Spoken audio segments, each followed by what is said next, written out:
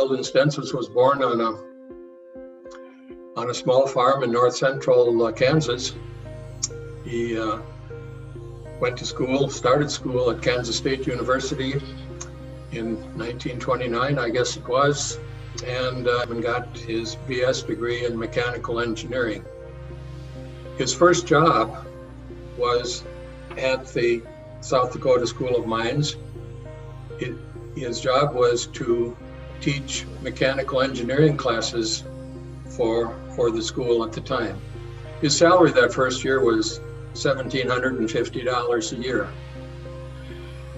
During the war years, Eldon was a civilian instructor in the aircraft mechanics schools for the military. And we lived in those days in a couple of different places in Texas, where he was an instructor in the aircraft mechanics school for B-17s and B-29s. So he helped train the mechanics to work on the World War II military airplanes. And in 1946, returned to the School of Mines to help set up the ME department at the school.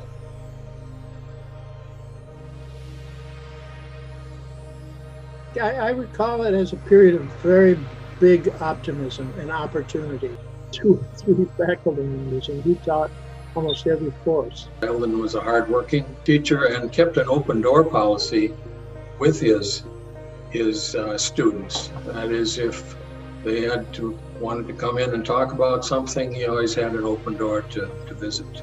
People knew they would be treated fairly, and they had good teaching and good learning opportunities with him. And when we had visitors, he'd like to take them out and show them the lab. And we also would go to the museum, take people to the museum, show them there. And he just liked to tour people around the college. And we went to basketball games, and there was a men's choir called the Singing Engineers, but they were wonderful. We used to go to their concerts every year.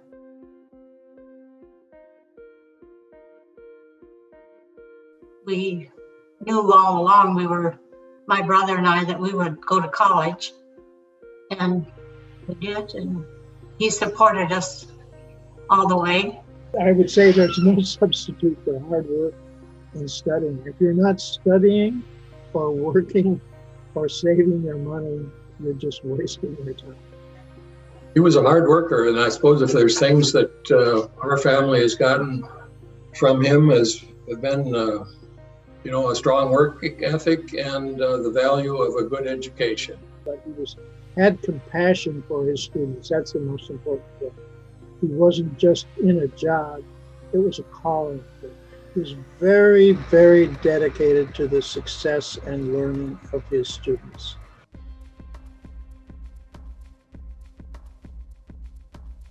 We hope that students remember their roots and what the contribution the School of Mines had in their education, and that if they have had some success, that they will remember and be able to give back in at least some small way.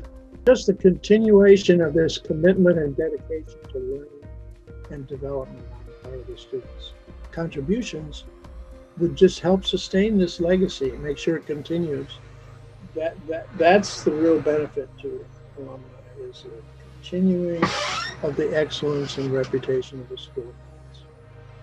We feel that he made a very significant contribution to the School of Mines, and I guess through supporting, making improvements in the laboratory and offering scholarships, will help to continue his legacy, and people will continue to remember him as an important part of the ME department and the School of Mines in general.